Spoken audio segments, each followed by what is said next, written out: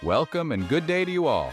Today, we're journeying back to the ancient world, a time of empires and conquests, to explore the epic life of Seleucus I Nicator. Now, this fella wasn't just any old general. He was one of Alexander the Great's most trusted commanders, a key player in the wars that reshaped the known world. Imagine a world where mighty armies clashed in the dust and heat, where empires rose and fell like the tides. This was the world of Seleucus. Born in Macedonia, a land known for its fierce warriors, Seleucus was destined for greatness. From a young age, he showed a natural talent for leadership and strategy. It wasn't long before he found himself serving under Alexander the Great, the man who would conquer the mighty Persian Empire. Now, Alexander's conquests were nothing short of legendary. He swept across the Persian Empire like a whirlwind, leaving a trail of victories in his wake. But his sudden death in 323 BC threw the ancient world into chaos. Imagine the empire, vast and powerful, suddenly left without its leader. Ambition burned in the hearts of Alexander's generals, each vying for a piece of the empire. These weren't just minor squabbles, folks. These were wars of succession, brutal and unforgiving. This period, known as the Wars of the Diadochi, would determine the fate of the ancient world. Amidst this turmoil, Seleucus rose to the challenge. He fought with cunning and determination, maneuvering through the treacherous landscape of alliances and betrayals. Seleucus's story is inseparable from Alexander's legacy. He wasn't content with simply holding on to a fragment of the empire. He dreamed of forging something new, something grander. He envisioned a realm that would blend Greek culture with the traditions of the East. This vision would lead him to establish the Seleucid Empire, one of the largest and most influential Hellenistic kingdoms. From the shores of the Aegean Sea to the borders of India, Seleucus's realm would become a center of trade, learning, and cultural exchange. Young Seleucus didn't just stumble into power, it was earned through grit and determination under Alexander's watchful eye. Imagine proving himself among the elite companion cavalry. Seleucus rose through the ranks, showing a natural affinity for war. His courage was tempered with a keen intellect. Alexander noticed his strategic mind. Picture the thunder of hooves, the clash of steel, Seleucus maneuvering with precision. Alexander saw a spark of leadership in him. Seleucus quickly rose, gaining respect and responsibilities. The Persian Campaigns, a crucible that forged many legends. From the Granicus River to Gaugamela, Seleucus was there. Imagine tens of thousands clashing under a scorching sun. At the Granicus, the Macedonian cavalry smashed through Persian defenses. At Gaugamela, Alexander routed Darius III, shattering the Persian army. Seleucus proved himself a capable officer, leading with courage and skill. After the fall of Persia, Alexander's thirst for conquest led him eastward towards the fabled lands of India. It was a grueling campaign fraught with danger and hardship. The searing heat, the unfamiliar terrain, the fierce resistance of the Indian kings all tested the mettle of Alexander's army. Yet, through it all, Seleucus remained a steadfast companion to his king. He fought with his usual valor, leading his men through treacherous jungles and across scorching deserts. His loyalty didn't go unnoticed. In recognition of his service and unwavering loyalty, Alexander bestowed upon Seleucus a high honor. He was appointed one of the commanders of the elite hypaspists, the king's own bodyguard, a position of immense prestige and responsibility.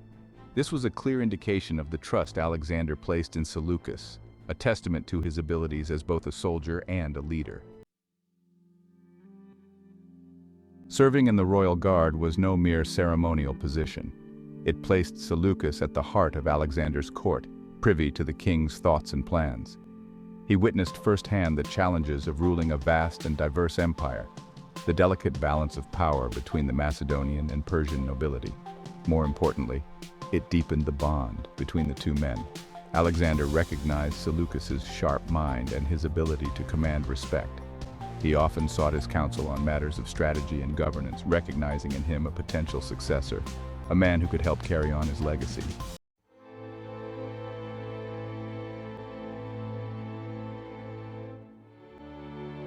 When Alexander the Great, the conqueror of Persia, the unifier of kingdoms, breathed his last in distant Babylon, the world held its breath.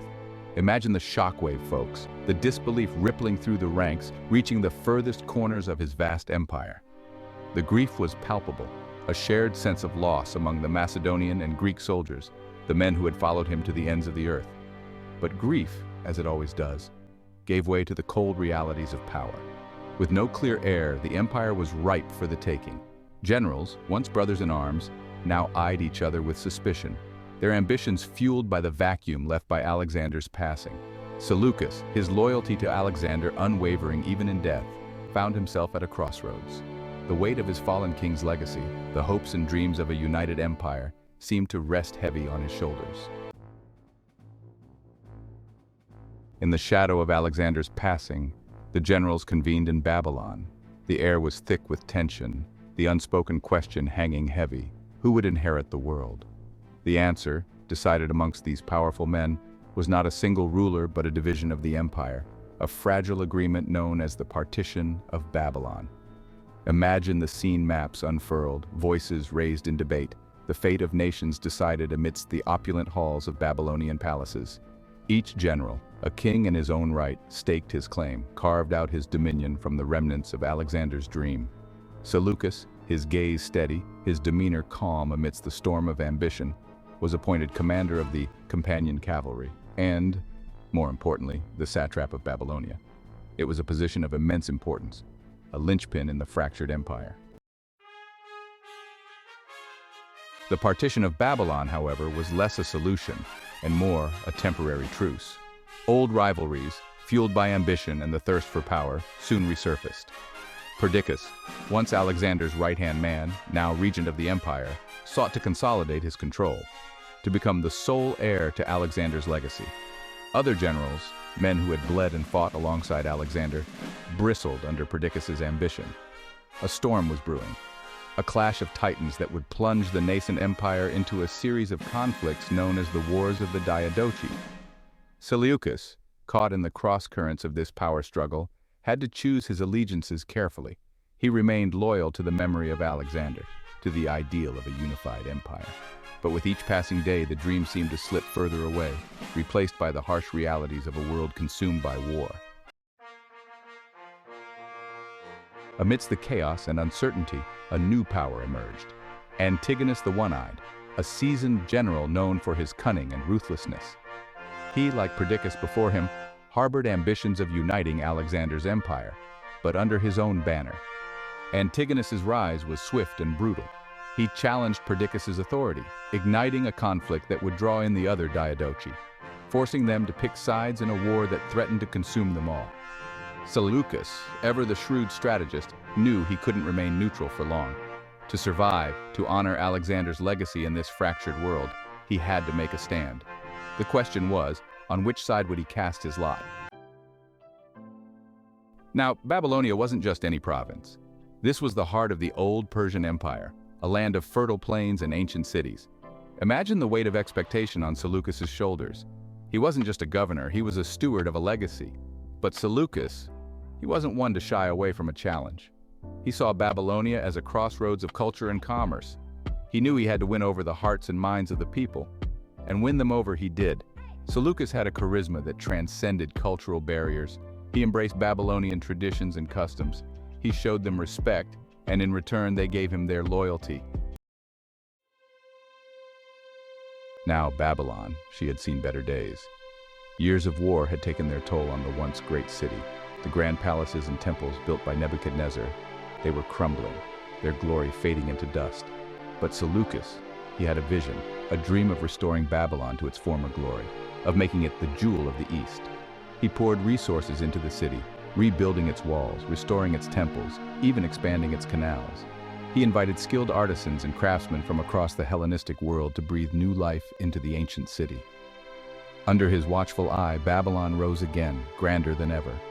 New temples, dedicated to both Greek and Babylonian gods, sprung up alongside ancient ziggurats. The Hanging Gardens, one of the 7 wonders of the ancient world, were restored to their former glory, a testament to Seleucus's ambition and vision. While Seleucus was busy rebuilding Babylon, trouble was brewing on the eastern frontier of his satrapy. Chandragupta Maurya, a young and ambitious king from the Ganges Valley, was uniting the kingdoms of northern India under his banner. He was a force to be reckoned with, a man hungry for land and power. Chandragupta, he cast a covetous eye toward the Indus Valley, a region that was, at the time, under the control of Seleucus. This was a clash of cultures, a meeting of two empires on the rise, and it was a conflict that would have far-reaching consequences. Seleucus, never one to back down from a fight, gathered his armies. He knew that this was no ordinary border skirmish. This was a battle for control of the East, a battle that would determine the fate of his fledgling satrapy. The clash, when it came, was epic. Seleucus's forces, a mix of Macedonian veterans and Babylonian levies, met Chandragupta's vast army on the banks of the Indus River. The very earth trembled under the weight of their clashing armies. The Babylonian War, as it came to be known, was a grueling affair, a back-and-forth struggle that tested both commanders to their limits. Seleucus, a master of Hellenistic warfare, found himself facing an enemy who fought with a ferocity and tactical ingenuity that rivaled his own. For 3 long years, the war raged on, neither side able to gain a decisive advantage. It was a war that would ultimately be decided not on the battlefield, but in the halls of diplomacy. The Babylonian War left Seleucus in a precarious position. Chandragupta Maurya, a formidable foe, threatened Seleucus's eastern flank. Seleucus needed a powerful ally. He found that ally in Ptolemy, ruler of Egypt. Their alliance was one of convenience and mutual respect. Ptolemy, you see, he wasn't just a landlubber. He understood the importance of naval power, especially in the eastern Mediterranean, where islands and coastal cities were vital for trade and strategic control. He needed a man who could command his fleet, a man who could challenge Antigonus's growing dominance at sea. Seleucus, despite his experience in land warfare, proved a quick study. He immersed himself in naval strategy, learning the ways of ships and the sea. He drilled Ptolemy's rowers, honed the skills of his marines, transformed himself from a cavalry commander into an admiral of considerable skill. Under Seleucus's command, Ptolemy's fleet sailed forth, challenging Antigonid ships in the Aegean, disrupting their supply lines and securing vital sea lanes. He proved himself a cunning tactician, employing innovative maneuvers, utilizing boarding parties with ruthless efficiency, securing victory after victory against Antigonus's admirals. The alliance between Ptolemy and Seleucus, cemented by their naval successes, sent ripples of unease through the courts of the other Diadochi. Antigonus, his ambition seemingly unstoppable, now found himself facing a united front, his advance stalled by land and sea. The balance of power, so delicately poised in the aftermath of Alexander's death, began to shift. Seleucus's victories at sea, his loyalty to Ptolemy, his growing reputation as a capable and ambitious leader, did not go unnoticed. He was no longer simply a satrap, a governor of a distant province. He was a kingmaker, a power broker in his own right, a force to be reckoned with in the struggle for Alexander's legacy. The stage was set for Seleucus's next great act, his destiny beckoning him towards a kingship he had never dared to dream of. Victory, however, often comes at a steep price. While Seleucus was securing victories for Ptolemy, his own satrapy of Babylonia was vulnerable. Antigonus, ever the cunning strategist, sought to exploit this weakness. He dispatched his son, Demetrius, a brilliant but impulsive general, to wrest control of Babylonia from Seleucus. Demetrius, leading a force of seasoned veterans, marched eastward, aiming to strike at the heart of Seleucus's power base. The news reached Seleucus amidst his naval campaigns. The fate of Babylonia, the land he had toiled so hard to rebuild and secure, now hung in the balance. A difficult choice lay before him: remain loyal to Ptolemy and risk losing everything he had built, or abandon his post and defend his own. Now, imagine Seleucus, torn between loyalty and ambition. He couldn't just abandon Ptolemy, his ally, his friend, but Babylonia, that was his heart, his responsibility. He made a gamble, a decision that would change the course of history. He left the fleet, entrusted it to another commander, and with a small band of loyal followers, he raced back east, back to reclaim what was his. When he arrived in Babylon, it was to find the city occupied by Demetrius's forces. But Seleucus, he was a son of Macedonia, a warrior bred in the heart of Alexander's army. He rallied his remaining troops, called upon the loyalty of the Babylonian people, and launched a daring campaign to retake his satrapy. What followed was a masterclass in guerrilla warfare. Seleucus, outnumbered and outmatched, used cunning and speed to his advantage. He harassed Demetrius's supply lines, ambushed his patrols, chipped away at the Antigonid forces until, piece by piece, he had wrestled back control of Babylonia. The year was 312 BC, a pivotal moment in history. Seleucus, having retaken Babylon, didn't just reclaim his satrapy, he declared himself king. This, folks, was a bold move, a direct challenge to the authority of the other Diadochi. He was no longer content with just a piece of Alexander's empire. He was staking his claim as the true heir, the one to carry on Alexander's legacy. And he wasn't just talking big. Seleucus, he understood that to be a king, you needed more than just military might. He needed legitimacy, a connection to the people he ruled. He embraced the trappings of kingship, adopted the title of Nicator Victor, a constant reminder of his triumphs. But more importantly, he continued Alexander's policy of fusion, blending Greek and Eastern cultures. He founded new cities, grand metropolises like Seleucia on the Tigris, designed to be centers of trade and learning, places where Greeks and Persians, Macedonians and Babylonians could live and prosper together. Now, Seleucus. He wasn't just a conqueror and a ruler. He was a builder, a visionary who understood the power of imagery, the importance of leaving a lasting legacy. Across his expanding realm, from the shores of the Aegean to the borders of India, he embarked on an ambitious building program, a testament to his wealth and ambition. Temples, theaters, libraries, grand palaces, adorned with statues and mosaics.